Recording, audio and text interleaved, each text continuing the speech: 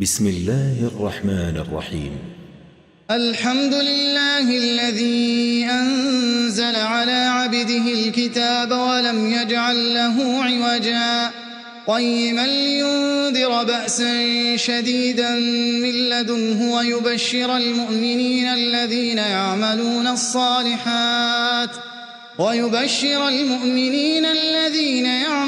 الصالحات أن لهم أجرا حسنا ماكثين فيه أبدا وينذر الذين قالوا اتخذ الله ولدا ما لهم به من علم ولا لآبائهم كبرت كلمة تخرج من أفواههم إن يقولون إلا كذبا فلعلك باخع نفسك على آثارهم إن لم يؤمنوا بهذا الحديث أسفا إنا جعلنا ما على الأرض زينة لها لنبلوهم أيهم أحسن عملا وإنا لجاعلون ما عليها صعيدا جرزا أم حسبت أن أصحاب الكهف والرقيم كانوا من آياتنا عجبا إذ أوى الفتية إلى الكهف فقالوا ربنا آتنا من لدنك رحمة وهيئ لنا من أمرنا رشدا فضربنا على آذانهم في الكهف سنين عددا ثم بعثناهم لنعلم أي الحزبين أحصى لما لبثوا أمدا نحن نقص عليك نبأهم بالحق إنهم فتية آمنوا بربهم وزدناهم هدى وربطنا على قلوبهم إذ قاموا فقالوا ربنا رب السماوات والأرض لن ندعو من دونه إلها لقد قلنا إذا شططا هؤلاء قوم اتخذوا من دونه آلهة لولا يأتون عليهم بسلطان بين فمن أظلم ممن افترى على الله كذبا وإذ اعتزلتموهم وما يعبدون إلا الله فأووا إلى الكهف ينشر لكم ربكم من رحمته ويهيئ لكم من أمركم مرفقا وترى الشمس إذا طلعت تزاور عن كهفهم ذات اليمين وإذا غربت تقرضهم ذات الشمال وهم في فجوة منه ذلك من آيات الله من يهد الله فهو المهتد ومن يضلل فلن تجد له وليا مرشدا وتحسبهم أيقاظا وهم رقود ونقلبهم ذات اليمين وذات الشمال وكلبهم باسط ذراعيه بالوصيد لو اطلعت عليهم لوليت منهم فرارا ولملئت منهم رعبا وكذلك بعثناهم ليتساءلوا بينهم قال قائل منهم كم لبثتم قالوا لبثنا يوما أو بعض يوم قالوا ربكم أعلم بما لبثتم فابعثوا أحدكم بورقكم هذه إلى المدينة فلينظر أيها أزكى طعاما فليأتكم برزق منه وليتلطف ولا يشعرن بكم أحدا إنهم إن يظهروا عليكم يرجموكم أو يعيدوكم في ملتهم ولن تفلحوا إذن أبدا وكذلك أعثرنا عليهم ليعلموا أن وعد الله حق وأن الساعة لا ريب فيها إذ يتنازعون بينهم أمرهم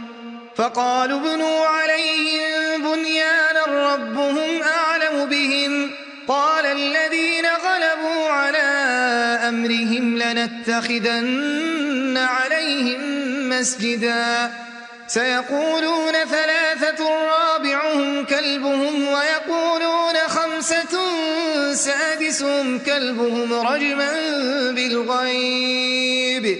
ويقولون سبعة وثامنهم كلبهم قل ربي أعلم بعدتهم ما يعلمهم إلا قليل فلا تمار فيهم إلا مراء ظاهرا ولا تستفت فيهم منهم أحدا ولا تقولن لشيء إني فاعل ذلك غدا إلا أن يشاء الله واذكر ربك إذا نسيت وقل عسى أن يهديني ربي لأقرب من هذا رشدا ولبثوا في كهفهم 300 سنين وازدادوا 9 قل الله أعلم بما لبثوا له غيب السماوات والأرض أبصر به وأسمع ما لهم من دونه من ولي ولا يشرك في حكمه أحدا واتل ما أوحي إليك من كتاب ربك لا مبدل لكلماته ولن تجد من دونه ملتحدا واصبر نفسك مع الذين يدعون ربهم بالغداة والعشي يريدون وجهه ولا تعد عيناك عنهم تريد زينة الحياة الدنيا ولا تطع من أغفلنا قلبه عن ذكرنا واتبع هواه وكان أمره فرطا وقل الحق من ربكم فمن شاء فليؤمن ومن شاء فليكفر إنا أعتدنا للظالمين نارا أحاط بهم سرادقها وإن يستغيثوا يغاثوا بماء كالمهل يشوي الوجوه بئس الشراب وساءت مرتفقا إن الذين آمنوا وعملوا الصالحات إنا لا نضيع أجر من أحسن عملا أولئك لهم جنات عدن تجري من تحتهم الأنهار يحلون فيها من أساور من ذهب ويلبسون ثيابا خضرا من سندس واستبرق متكئين فيها على الأرائك نعم الثواب وحسنت مرتفقا واضرب لهم مثل الرجلين جعلنا لأحدهما جنتين من أعناب وحففناهما بنخل وجعلنا بينهما زرعا كلتا الجنتين آتت أكلها ولم تظلم منه شيئا وفجرنا خلالهما نهرا وكان له ثمر فقال لصاحبه وهو يحاوره أنا أكثر منك مالا وأعز نفرا ودخل جنته وهو ظالم لنفسه قال ما أظن أن تبيد هذه أبدا وما أظن الساعة قائمة ولئن رددت إلى ربي لأجدن خيرا منها منقلبا قال له صاحبه وهو يحاوره أكفرت بالذي خلقك أكفرت بالذي خلقك من تراب ثم من نطفة ثم سواك رجلا لكن هو الله ربي ولا أشرك بربي أحدا ولولا إذ دخلت جنتك قلت ما شاء الله لا قوة إلا بالله إن ترني أنا أقل منك مالا وولدا فعسى ربي أن يؤتيني خيرا من جنتك ويرسل عليها حسبانا من السماء فتصبح صعيدا زلقا أو يصبح ماؤها غورا فلن تستطيع له طلبا وأحيط بثمره فأصبح يقلب كفيه على ما أنفق فيها وهي خاوية على عروشها ويقول يا ليتني لم أشرك بربي أحدا ولم تكن له فئة ينصرونه من دون الله وما كان منتصرا هنالك الولاية لله الحق هو خير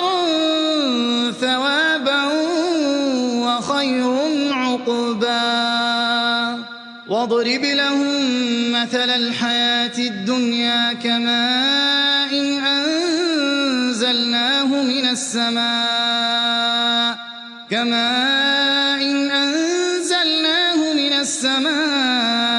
فاختلط به نبات الأرض فأصبح هشيما تذروه الرياح وكان الله على كل شيء مقتدرا المال والبنون زينة الحياة الدنيا والباقيات الصالحات خير عند ربك ثوابا وخير أملا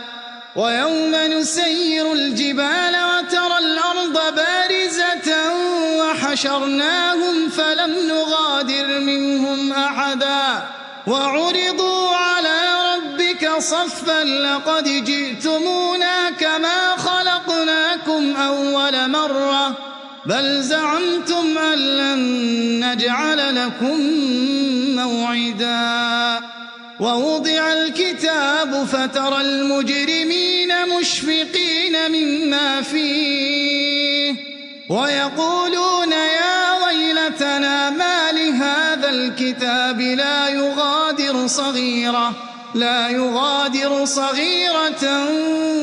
ولا كبيرة إلا أحصاها ووجدوا ما عملوا حاضرا ولا يظلم ربك أحدا وإذ قلنا للملائكة اسجدوا لآدم فسجدوا إلا إبليس كان من الجن ففسق عن أمر ربه أفتتخذونه وذريته أولياء من دوني وهم لكم عدو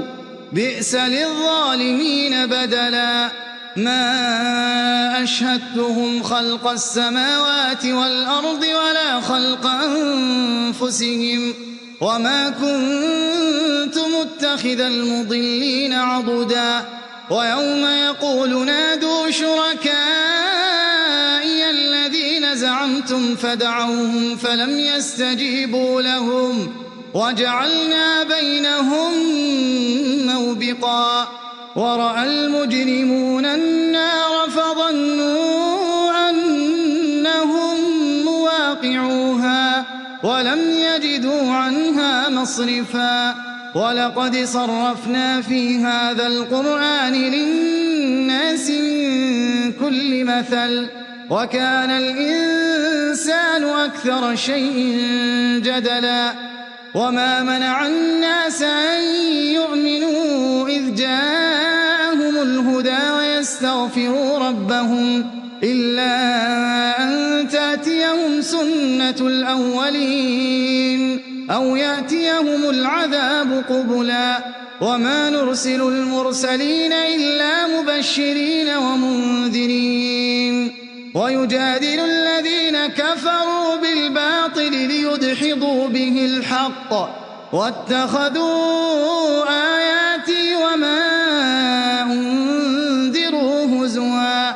وَمَنْ أَظْلَمُ مِمَّنْ ذُكِّرَ بِآيَاتِ رَبِّهِ فَأَعْرَضَ عَنْهَا وَنَسِيَ مَا قَدَّمَتْ يَدَاهُ إِنَّا جَعَلْنَا عَلَى قُلُوبِهِمْ أَكِنَّةً أَن يَفْقَهُوهُ وَفِي آذَانِهِمْ وَقْرًا وَإِن تَدْعُهُمْ إِلَى الْهُدَىٰ فَلَن يَهْتَدُوا إِذًا أَبَدًا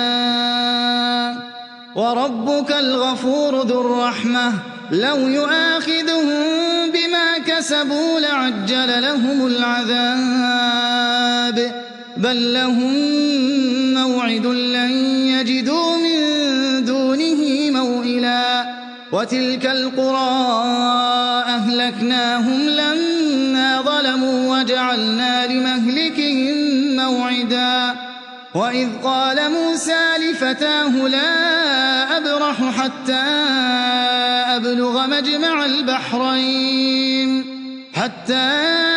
أَبْلُغَ مَجْمَعَ الْبَحْرَيْنِ أَوْ أَمْضِيَ حُقُبًا فَلَمَّا بَلَغَا مَجْمَعَ بَيْنِهِمَا نَسِيَا حُوتَهُمَا فَاتَّخَذَ سَبِيلَهُ فِي الْبَحْرِ سَرَبًا فَلَمَّا جَاوَزَا قَالَ لِفَتَاهُ آتِنَا غَدَاءَنَا لَقَدْ لَقِينَا مِن سَفَرِنَا هَٰذَا نَصَبًا قَالَ أَرَأَيْتَ إِذْ أَوَيْنَا إِلَى الصَّخْرَةِ فَإِنِّي نَسِيتُ الْحُوتَ وَمَا أَنسَانِيهُ إِلَّا الشَّيْطَانُ أَنْ أَذْكُرَهُ وَاتَّخَذَ سَبِيلَهُ فِي الْبَحْرِ عَجَبًا قَالَ ذَٰلِكَ مَا كُنَّا نَبْغِ فَارْتَدَّا عَلَىٰ آثَارِهِمَا قَصَصًا فَوَجَدَا عَبْدًا مِّنْ عِبَادِنَا آتَيْنَاهُ رَحْمَةً مِّنْ عِندِنَا وَعَلَّمْنَاهُ مِن لَّدُنَّا عِلْمًا قَالَ لَهُ مُوسَىٰ هَلْ أَتَّبِعُكَ عَلَىٰ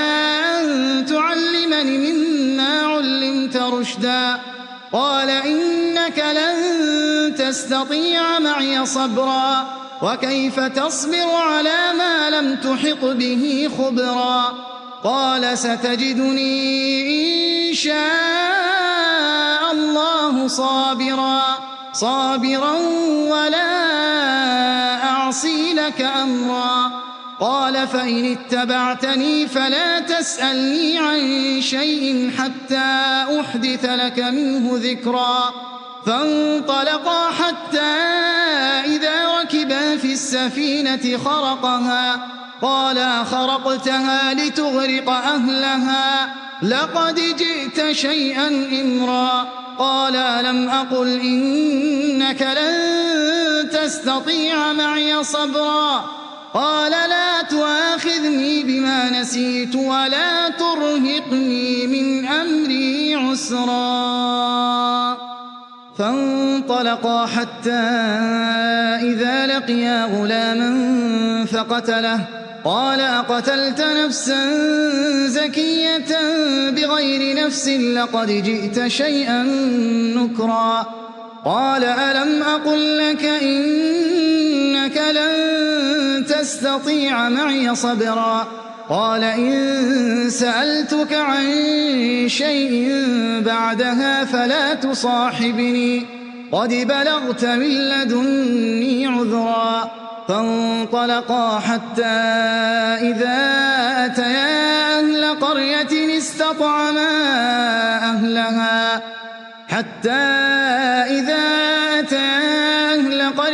اسْتَطْعَمَا أَهْلَهَا فَأَبَوْا أَن يُضَيِّفُوهُمَا فَوَجَدَا فِيهَا جِدَارًا يُرِيدُ أَن يَنقَضَّ فَأَقَامَهُ قَالَ لَوْ شِئْتَ لَاتَّخَذْتَ عَلَيْهِ أَجْرًا قال هذا فراق بيني وبينك سأنبئك بتأويل ما لم تستطع عليه صبرا أما السفينة فكانت لمساكين يعملون في البحر فأردت أن أعيبها وكان وراءهم ملك يأخذ كل سفينة غصبا وأما الغلام فكان أبواه مؤمنين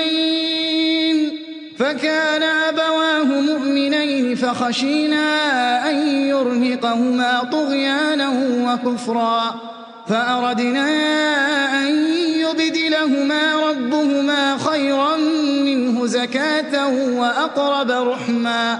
وأما الجدار فكان لغلامين يتيمين في المدينة وكان تحته كنز لهما وكان أبوهما صالحا فأراد ربك أن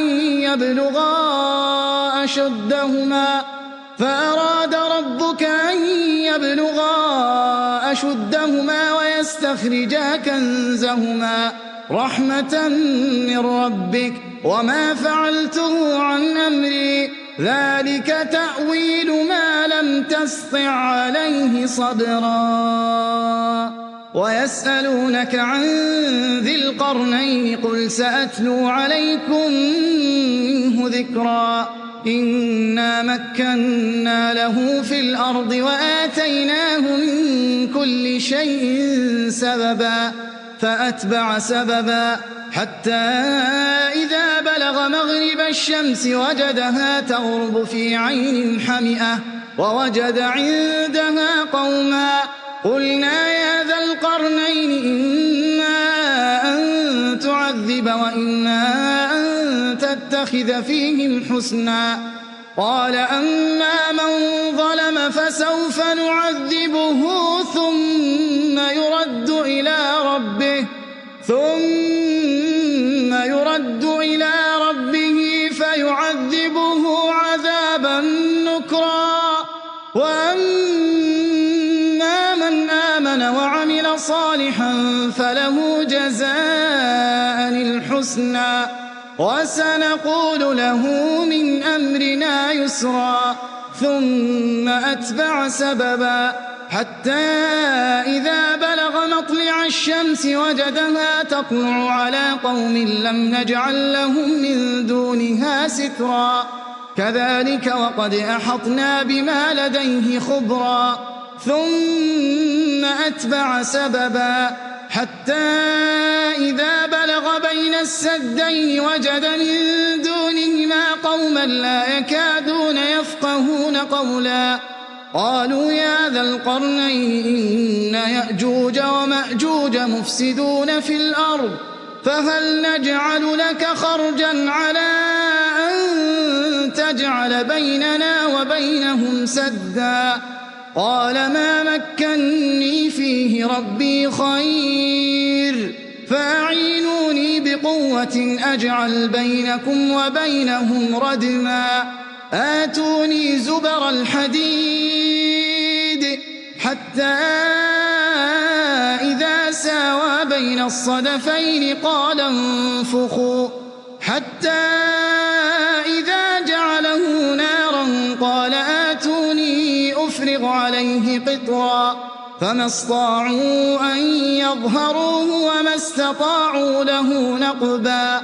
قال هذا رحمة من ربي فإذا جاء وعد ربي جعله دكا وكان وعد ربي حقا وتركنا بعضهم يومئذ يموج في بعض ونفخ في الصور فجمعناهم جمعا وعرضنا جهنم يومئذ للكافرين عرضا الذين كانت أعينهم في غطاء عن ذكري وكانوا لا يستطيعون سمعا أفحسب الذين كفروا أن يتخذوا عبادي من دوني أولياء إنا أعتدنا جهنم للكافرين نزلا قل هل ننبئكم بالأخسرين أعمالا الذين ضل سعيهم في الحياة الدنيا وهم يحسبون أنهم يحسنون صنعا أولئك الذين كفروا بآيات ربهم ولقائه فحبطت أعمالهم فلا نقيم لهم يوم القيامة وزنا ذلك جزاؤهم جهنم بما كفروا واتخذوا آياتي ورسلي هزوا إن الذين آمنوا وعملوا الصالحات كانت لهم جنات الفردوس نزلا خالدين فيها لا يبغون عنها حولا قل لو كان البحر مدادا لكلمات ربي لنفد البحر قبل أن تنفد كلمات ربي ولو جئنا بمثله مددا قل إنما أنا بشر مثلكم يوحى إلي أنما إلهكم إله واحد فمن كان يرجو لقاء ربه فليعمل عملا صالحا ولا يشرك بعبادة ربه أحدا. بسم الله الرحمن الرحيم. الحمد لله الذي أنزل على عبده الكتاب ولم يجعل له عوجا قيما لينذر بأسا شديدا من لدنه ويبشر المؤمنين الذين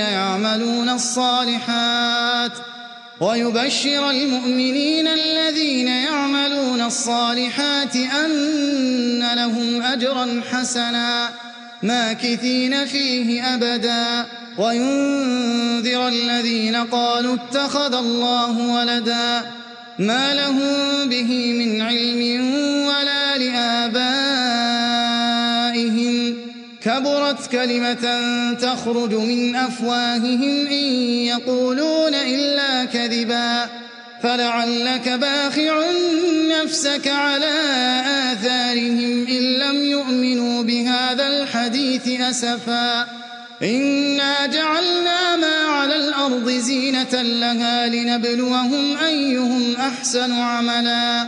وإنا لجاعلون ما عليها صعيدا جرزا.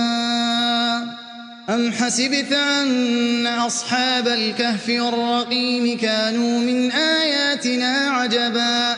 إذ أوى الفتية إلى الكهف فقالوا ربنا آتنا من لدنك رحمة وهيئ لنا من أمرنا رشدا فضربنا على آذانهم في الكهف سنين عددا ثم بعثناهم لنعلم أي الحزبين أحصى لما لبثوا أمدا نحن نقص عليك نبأهم بالحق إنهم فتية آمنوا بربهم وزدناهم هدى وربطنا على قلوبهم إذ قاموا فقالوا ربنا رب السماوات والأرض لن ندعو من دونه إلها لقد قلنا إذا شططا هؤلاء قومنا اتخذوا من دونه آلهة لولا يأتون عليهم بسلطان بين فمن أظلم ممن افترى على الله كذبا. وإذ اعتزلتموهم وما يعبدون إلا الله فأووا إلى الكهف ينشر لكم ربكم من رحمته ويهيئ لكم من أمركم مرفقا وترى الشمس إذا طلعت تزاور عن كهفهم ذات اليمين وإذا غربت تقرضهم ذات الشمال وهم في فجوة منه ذلك من آيات الله من يهد الله فهو المهتد ومن يضلل فلن تجد له وليا مرشدا وتحسبهم أيقاظا وهم رقود ونقلبهم ذات اليمين وذات الشمال وكلبهم باسط ذراعيه بالوصيد لو اطلعت عليهم لوليت منهم فرارا ولملئت منهم رعبا وكذلك بعثناهم ليتساءلوا بينهم قال قائل منهم كم لبثتم قالوا لبثنا يوما أو بعض يوم قالوا ربكم أعلم بما لبثتم فابعثوا أحدكم بورقكم هذه إلى المدينة فلينظر أيها أزكى طعاما فليأتكم برزق منه وليتلطف ولا يشعرن بكم أحدا إنهم إن يظهروا عليكم يرجموكم أو يعيدوكم في ملتهم ولن تفلحوا إذن أبدا وكذلك أعثرنا عليهم ليعلموا أن وعد الله حق وأن الساعة لا ريب فيها إذ يتنازعون بينهم أمرهم فقالوا ابنوا عليهم بنيانا ربهم أعلم بهم قال الذين غلبوا على أمرهم لنتخذن عليهم مسجدا سيقولون ثلاثة رابعهم كلبهم ويقولون خمسة سادسهم كلبهم رجما بالغيب ويقولون سبعة وثامنهم كلبهم قل ربي أعلم بعدتهم ما يعلمهم إلا قليل فلا تمار فيهم إلا مراء ظاهرا ولا تستفت فيهم منهم أحدا ولا تقولن لشيء إني فاعل ذلك غدا إلا أن يشاء الله واذكر ربك إذا نسيت وقل عسى أن يهديني ربي لأقرب من هذا رشدا ولبثوا في كهفهم 300 سنين وازدادوا 9 قل الله أعلم بما لبثوا له غيب السماوات والأرض أبصر به وأسمع ما لهم من دونه من ولي ولا يشرك في حكمه أحدا واتل ما أوحي إليك من كتاب ربك لا مبدل لكلماته ولن تجد من دونه ملتحدا واصبر نفسك مع الذين يدعون ربهم بالغداة والعشي يريدون وجهه ولا تعد عيناك عنهم تريد زينة الحياة الدنيا ولا تطع من أغفلنا قلبه عن ذكرنا واتبع هواه وكان أمره فرطا وقل الحق من ربكم فمن شاء فليؤمن ومن شاء فليكفر إنا أعتدنا للظالمين نارا أحاط بهم سرادقها وإن يستغيثوا يغاثوا بماء كالمهل يشوي الوجوه بئس الشراب وساءت فحسنت مرتفقا إن الذين آمنوا وعملوا الصالحات إنا لا نضيع أجر من أحسن عملا أولئك لهم جنات عدن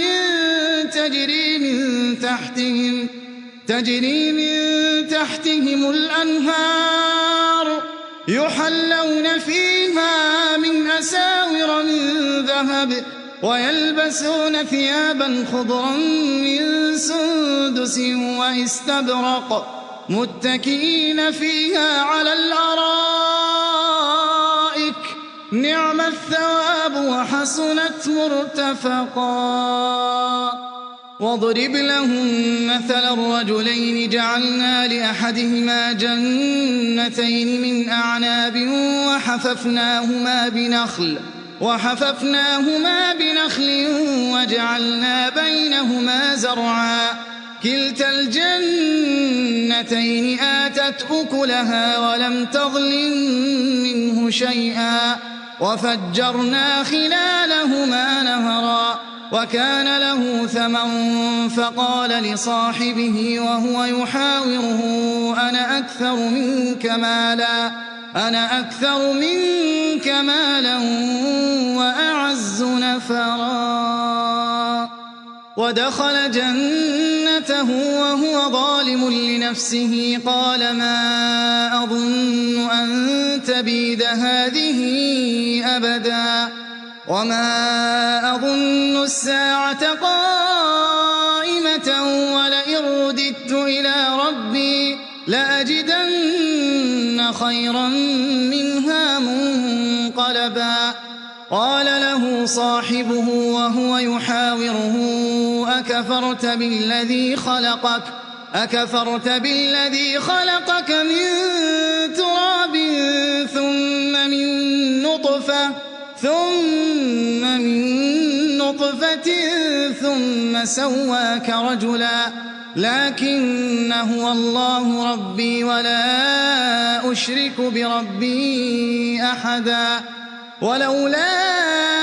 إذ دخلت جنتك قلت ما شاء الله لا قوة إلا بالله إن ترني أنا أقل منك مالا وولدا فعسى ربي أن يؤتيني خيرا من جنتك ويرسل عليها حسبانا من السماء فتصبح صعيدا زلقا أو يصبح ماؤها غورا فلن تستطيع له طلبا وأحيط بثمره فأصبح يقلب كفيه على ما أنفق فيها وهي خاوية على عروشها ويقول يا ليتني لم أشرك بربي أحدا ولم تكن له فئة ينصرونه من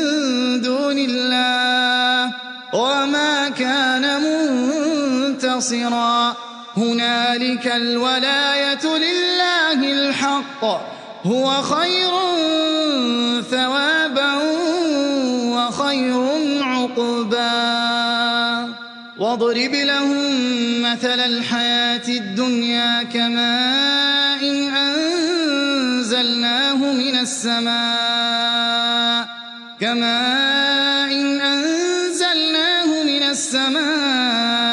فاختلط به نبات الأرض فأصبح هشيما تذروه الرياح وكان الله على كل شيء مقتدرا المال والبنون زينة الحياة الدنيا والباقيات الصالحات خير عند ربك ثوابا وخير أملا ويوم نسير الجبال وترى الأرض بارزة وحشرناهم فلم نغادر منهم أحدا وعرضوا على ربك صفا لقد جئتمونا كما خلقناكم أول مرة بل زعمتم أن لن نجعل لكم موعدا ووضع الكتاب فترى المجرمين مشفقين مما فيه ويقولون يا ويلتنا ما لهذا الكتاب لا يغادر صغيرة ولا كبيرة إلا أحصاها ووجدوا ما عملوا حاضرا ولا يظلم ربك أحدا وإذ قلنا للملائكة اسجدوا لآدم فسجدوا إلا إبليس كان من الجن ففسق عن أمر ربه أفتتخذونه وذريته أولياء من دوني وهم لكم عدو بئس للظالمين بدلا ما أشهدتهم خلق السماوات والأرض ولا خلق أنفسهم وما كنت متخذ المضلين عضدا ويوم يقول نادوا شركائي الذين زعمتم فدعوهم فلم يستجيبوا لهم وجعلنا بينهم موبقا ورأى المجرمون النار فظنوا أنهم مواقعوها ولم يجدوا عنها مصرفا ولقد صرفنا في هذا القرآن للناس من كل مثل وكان الإنسان أكثر شيء جدلا وما منع الناس أن يؤمنوا إذ جاءهم الهدى ويستغفروا ربهم إلا أن تأتيهم سنة الأولين أو يأتيهم العذاب قبلا وما نرسل المرسلين إلا مبشرين ومنذرين ويجادل الذين كفروا بالباطل ليدحضوا به الحق واتخذوا آياتي وما أنذروا هزوا ومن أظلم ممن ذكر بآيات ربه فأعرض عنها ونسي ما قدمت يداه إنا جعلنا على قلوبهم أكنة أن يفقهوا وفي آذانهم وقرا وإن تدعهم إلى الهدى فلن يهتدوا إذن أبدا وربك الغفور ذو الرحمة لو يؤاخذهم بما كسبوا لعجل لهم العذاب بل لهم موعد لن يجدوا من دونه موئلا وتلك القرى أهلكناهم لما ظلموا وجعلنا لمهلكهم موعدا وإذ قال موسى لفتاه لا أبرح حتى أبلغ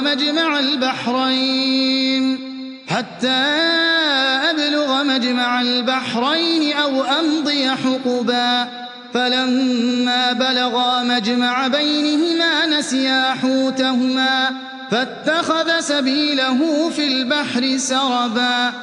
فلما جاوزا قال لفتاه آتنا غداءنا لقد لقينا من سفرنا هذا نصبا قال أرأيت إذ أوينا إلى الصخرة فإني نسيت الحوت وما أنسانيه إلا الشيطان أن أذكره واتخذ سبيله في البحر عجبا قال ذلك ما كنا نبغي فارتدا على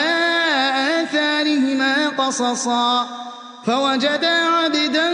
من عبادنا آتيناه رحمة من عندنا وعلمناه من لدنا علما قال له موسى هل أتبعك على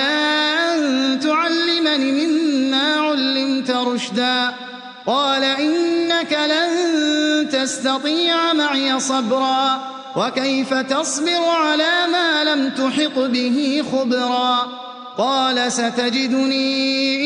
إن شاء الله صابرا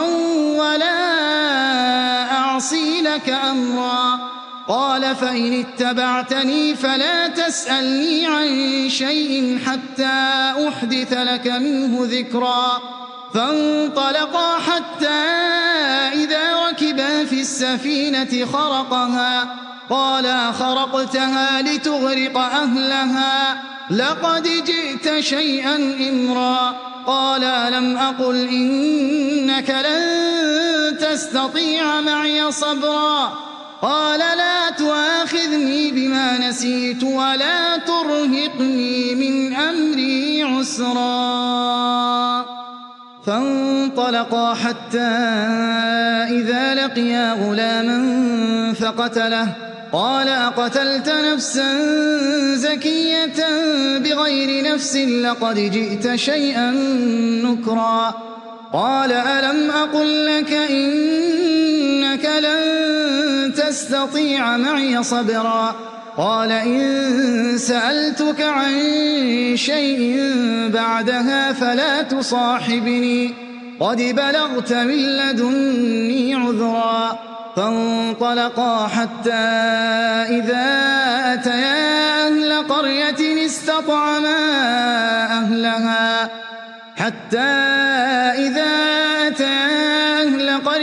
استطعما أهلها فأبوا أن يضيفوهما فوجدا فيها جدارا يريد أن ينقض فأقامه قال لو شئت لاتخذت عليه أجرا قال هذا فراق بيني وبينك سأنبئك بتأويل ما لم تستطع عليه صبرا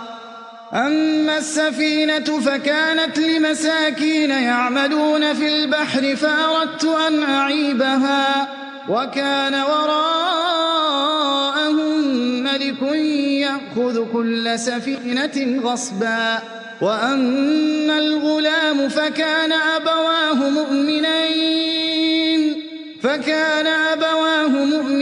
فخشينا أن يرهقهما طغيانا وكفرا فأردنا أن يبدلهما ربهما خيرا منه زكاة وأقرب رحما وأما الجدار فكان لغلامين يتيمين في المدينة وكان تحته كنز لهما وكان أبوهما صالحا فأراد ربك أن يبلغا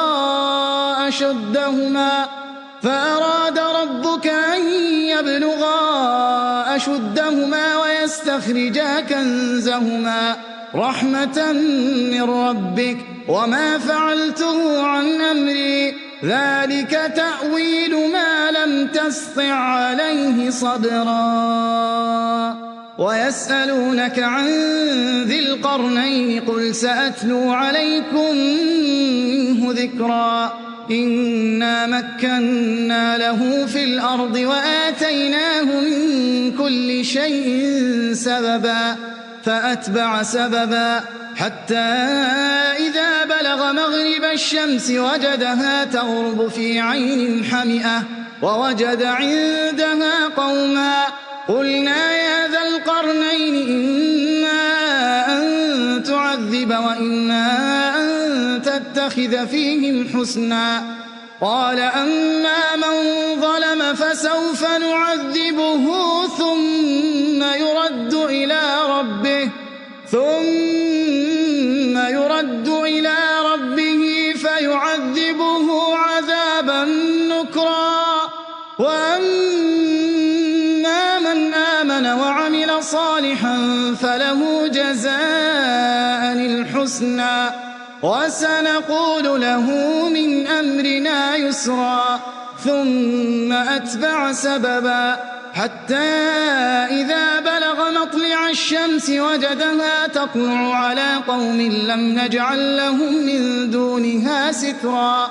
كذلك وقد أحطنا بما لديه خبرا ثم أتبع سببا حتى إذا بلغ بين السدين وجد من دونهما قوما لا يكادون يفقهون قولا قالوا يا ذا القرنين إن يأجوج ومأجوج مفسدون في الأرض فهل نجعل لك خرجا على أن تجعل بيننا وبينهم سدا قال ما مكني فيه ربي خير فأعينوني بقوة أجعل بينكم وبينهم ردما آتوني زبر الحديد حتى إذا ساوى بين الصدفين قال انفخوا حتى إذا جعله نارا قال آتوني أفرغ عليه قطرا فما استطاعوا أن يظهروه وما استطاعوا له نقبا قال هذا رحمة من ربي فإذا جاء وعد ربي جعله دكا وكان وعد ربي حقا وتركنا بعضهم يومئذ يموج في بعض ونفخ في الصور فجمعناهم جمعا وعرضنا جهنم يومئذ للكافرين عرضا الذين كانت أعينهم في غطاء عن ذكري وكانوا لا يستطيعون سمعا أفحسب الذين كفروا أن يتخذوا عبادي من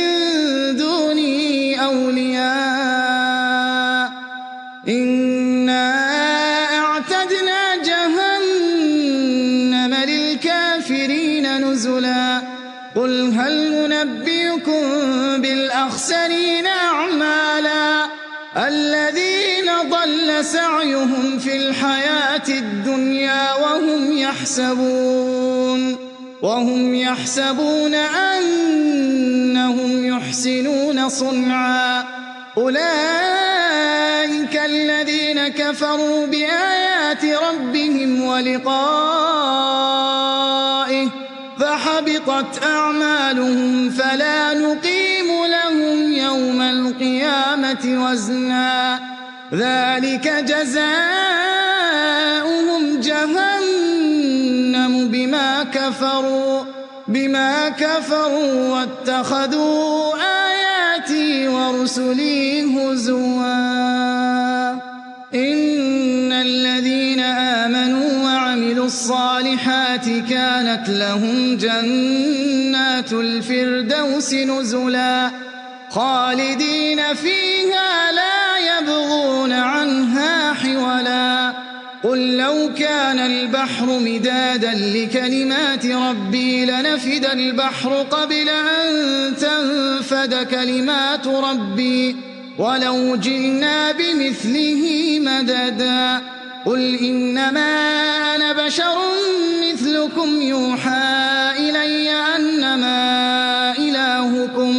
أنما إلهكم إله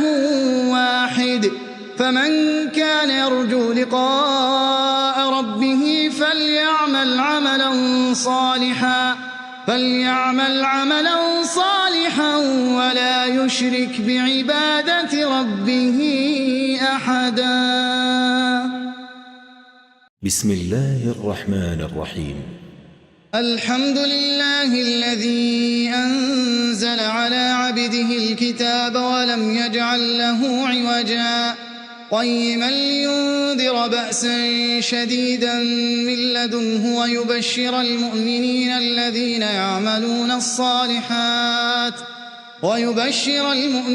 الذين يعملون الصالحات أن لهم أجرا حسنا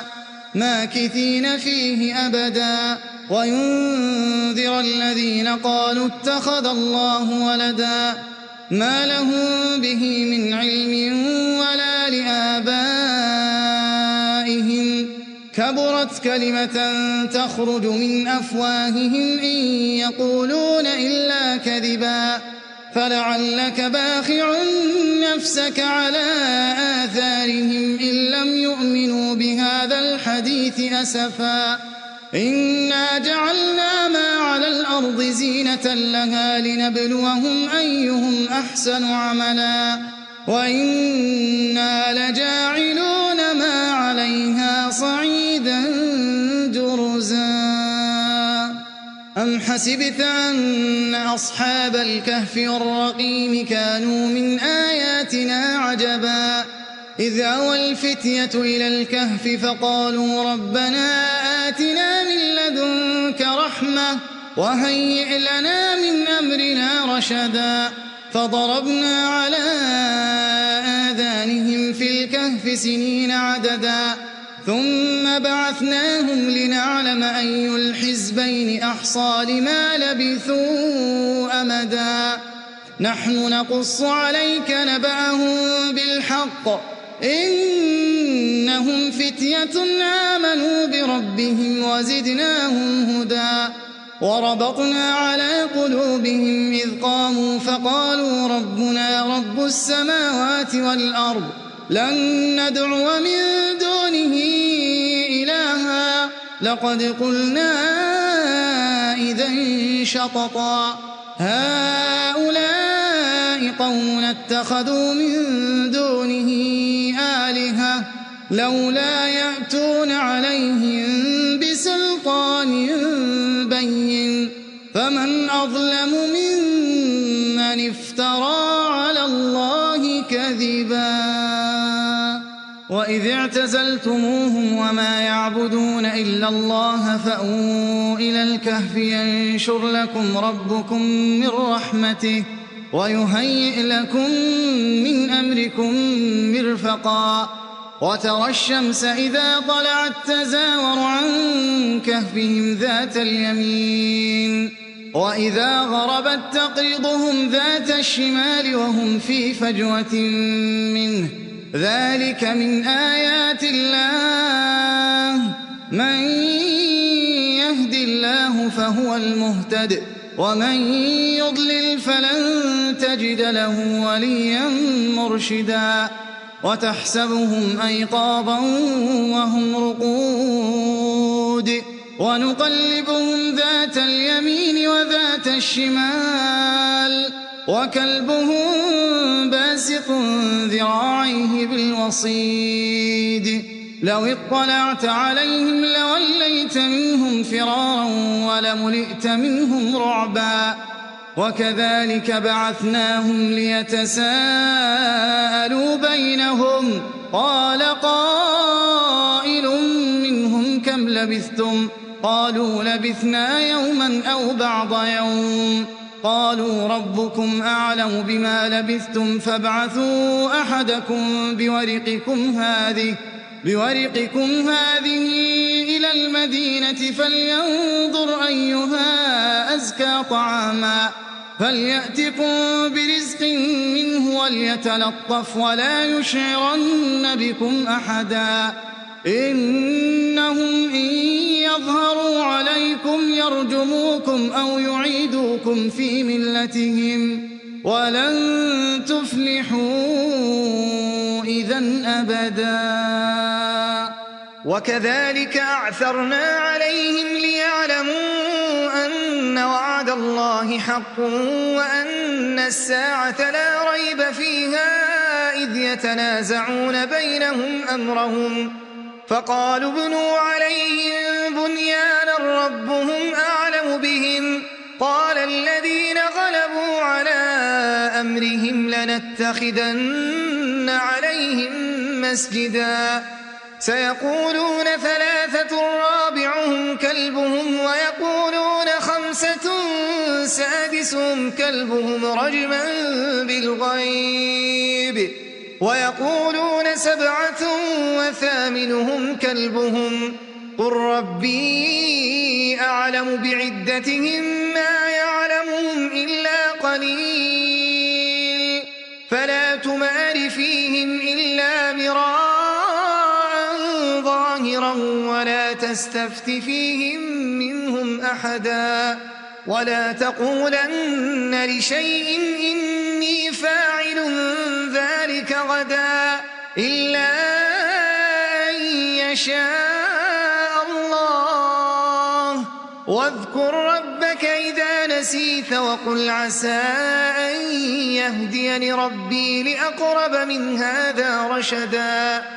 ولبثوا في كهفهم 300 سنين وازدادوا 9 قل الله أعلم بما لبثوا له غيب السماوات والأرض أبصر به وأسمع ما لهم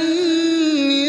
دونه من ولي ولا يشرك في حكمه أحدا واتل ما أوحي إليك من كتاب ربك لا مبدل لكلماته ولن تجد من دونه ملتحدا واصبر نفسك مع الذين يدعون ربهم بالغداة والعشي يريدون وجهه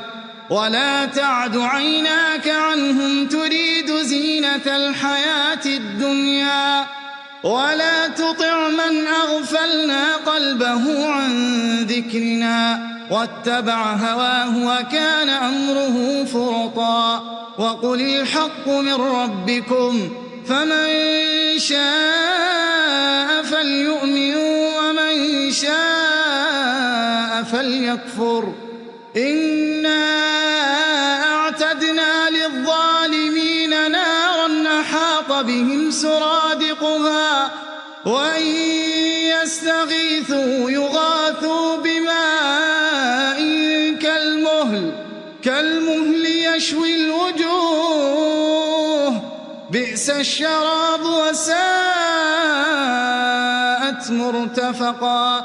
إن الذين آمنوا وعملوا الصالحات إنا لا نضيع أجر من أحسن عملا أولئك لهم جنات عدن تجري من تحتهم الأنهار يحلون فيها من أساور من ذهب ويلبسون ثيابا خضرا من سندس واستبرق متكئين فيها على الأرائك نعم الثواب وحسنت مرتفقا واضرب لهم مثل الرجلين جعلنا لأحدهما جنتين من أعناب وحففناهما بنخل وجعلنا بينهما زرعا كلتا الجنتين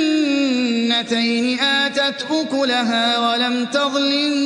منه شيئا وفجرنا خلالهما نهرا وكان له ثمر فقال لصاحبه وهو يحاوره أنا أكثر منك مالا وأعز نفرا ودخل جنته وهو ظالم لنفسه قال ما أظن أن تبيد هذه أبدا وما أظن الساعة قائمة ولئن رددت إلى ربي لأجدن خيرا منها منقلبا قال له صاحبه وهو يحاوره أكفرت بالذي خلقك من تراب ثم من نطفة ثم سواك رجلا لكن هو الله ربي ولا أشرك بربي أحدا ولولا إذ دخلت جنتك قلت ما شاء الله لا قوة إلا بالله إن ترني أنا أقل منك مالا وولدا فعسى ربي أن يؤتيني خيرا من جنتك ويرسل عليها حسبانا من السماء فتصبح صعيدا زلقا أو يصبح ماؤها غورا فلن تستطيع له طلبا وأحيط بثمره فأصبح يقلب كفيه على ما أنفق فيها وهي خاوية على عروشها ويقول يا ليتني لم أشرك بربي أحدا ولم تكن له فئة ينصرونه من دون الله وما كان منتصرا هنالك الولاية لله الحق هو خير ثوابا وخير عقبا واضرب لهم مثل الحياة الدنيا كماء أنزلناه من السماء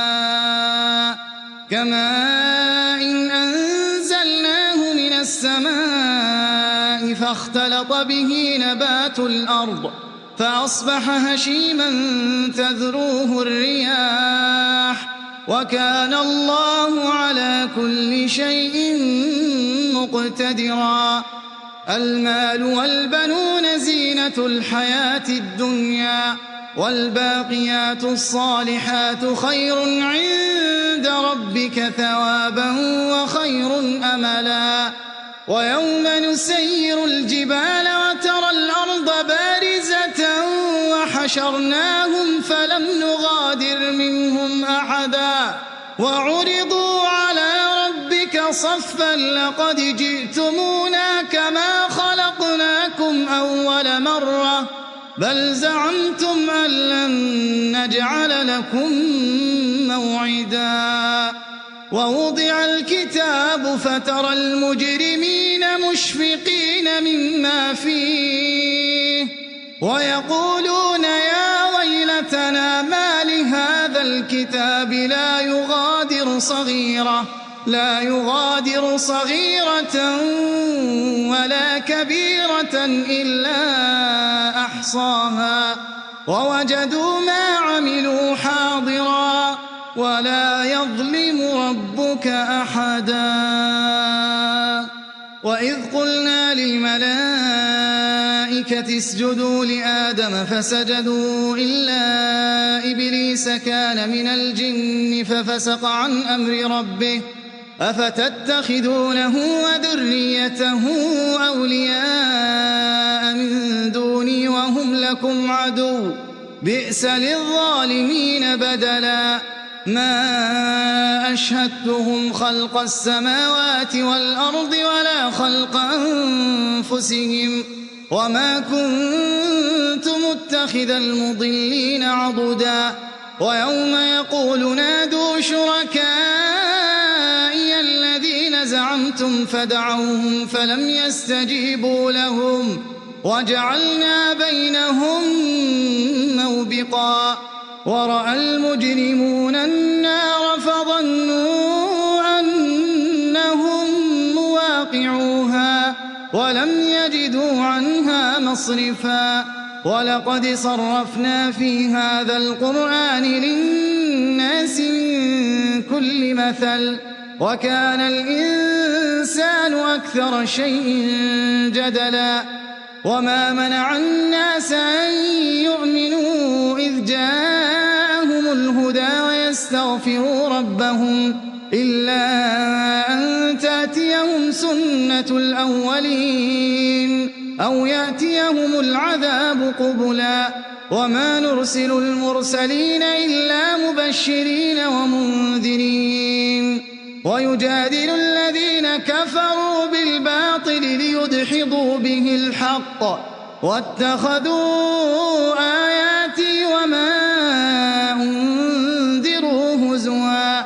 ومن أظلم ممن ذكر بآيات ربه فأعرض عنها ونسي ما قدمت يداه إنا جعلنا على قلوبهم أكنة أن يفقهوه وفي آذانهم وقرا وإن تدعهم إلى الهدى فلن يهتدوا إذن أبدا وربك الغفور ذو الرحمة لو يؤاخذهم بما كسبوا لعجل لهم العذاب بل لهم موعد لن يجدوا من دونه موئلا وتلك القرى أهلكناهم لما ظلموا وجعلنا لمهلكهم موعدا وإذ قال موسى لفتاه لا أبرح حتى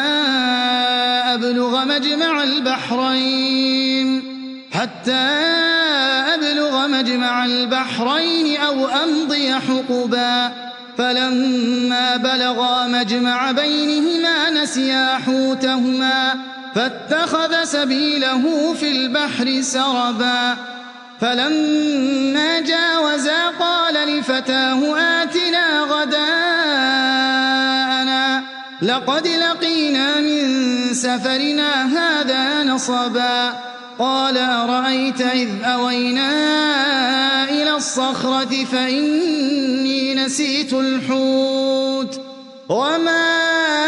أنسانيه إلا الشيطان أن أذكره واتخذ سبيله في البحر عجبا قال ذلك ما كنا نبغي فارتدا على آثارهما قصصا فوجدا عبدا من عبادنا آتيناه رحمة من عندنا وعلمناه من لدنا علما قال له موسى هل أتبعك على أن تعلمني مما علمت رشدا قال إنك لن تستطيع معي صبرا وكيف تصبر على ما لم تحط به خبرا قال ستجدني إن شاء الله صابرا ولا أعصي لك أمرا قال فإن اتبعتني فلا تسألني عن شيء حتى أحدث لك منه ذكرا فانطلقا حتى إذا ركبا في السفينة خرقها قال خرقتها لتغرق أهلها لقد جئت شيئا إمرا قال ألم أقل إنك لن تستطيع معي صبرا قال لا تؤاخذني بما نسيت ولا ترهقني من أمري عسرا فانطلقا حتى إذا لقيا غلاما فقتله قال أقتلت نفسا زكية بغير نفس لقد جئت شيئا نكرا قال ألم أقل لك إنك لن تستطيع معي صبرا قال إن سألتك عن شيء بعدها فلا تصاحبني قد بلغت من لدني عذرا فانطلقا حتى إذا أتيا أهل قرية استطعما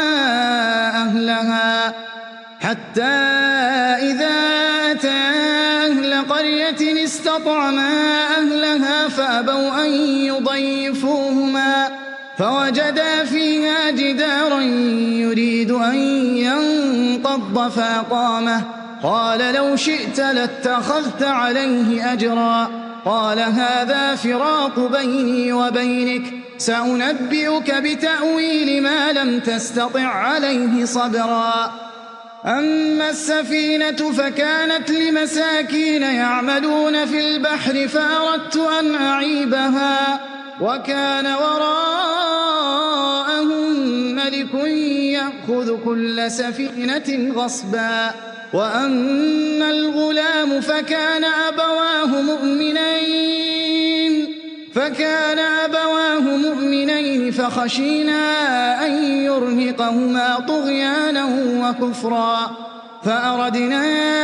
أن يبدلهما ربهما خيرا منه زكاة وأقرب رحما. وأما الجدار فكان لغلامين يتيمين في المدينة وكان تحته كنز لهما وكان أبوهما صالحا فأراد ربك أن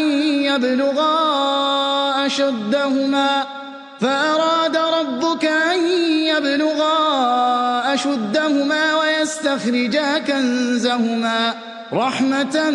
من ربك وما فعلته عن أمري ذلك تأويل ما لم تسطع عليه صبرا.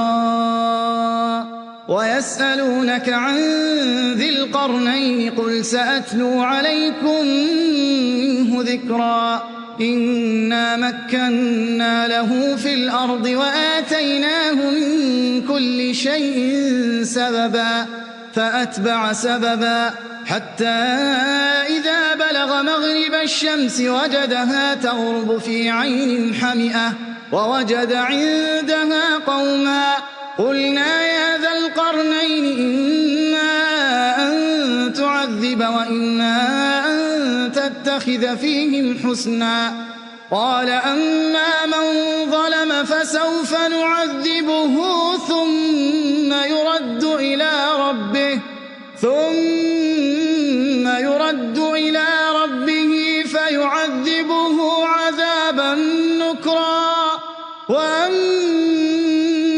من آمن وعمل صالحا فله جزاء الحسنى وسنقول له من أمرنا يسرا. ثم أتبع سببا حتى إذا بلغ مطلع الشمس وجدها تطلع على قوم لم نجعل لهم من دونها سترا. كذلك وقد أحطنا بما لديه خبرا. ثم أتبع سببا حتى إذا بلغ بين السدين وجد من دونهما قوما لا يكادون يفقهون قولا. قالوا يا ذا القرنين إن يأجوج ومأجوج مفسدون في الأرض فهل نجعل لك خرجا على أن تجعل بيننا وبينهم سدا. قال ما مكني فيه ربي خير فأعينوني بقوة أجعل بينكم وبينهم ردما. آتوني زبر الحديد حتى